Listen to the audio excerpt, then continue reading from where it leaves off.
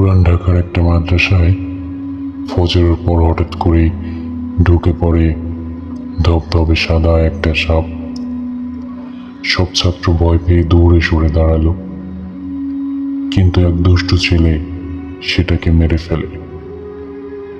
কিন্তু সেই রাতেই পুরো মাদ্রাসায় নেমে আসে অদ্ভুত অসুস্থতা। আর যে ছেলেটা সাপটাকে মেরেছিল তার শরীর পুরোপুরি নীল হয়ে যেতে শুরু করে, কারণ পরে জানা যায় ওটা কোনো সাধারণ সাপ ছিল না, সেটা ছিল একটা জিন। হ্যাঁ বন্ধুরা, ঠিক তাই।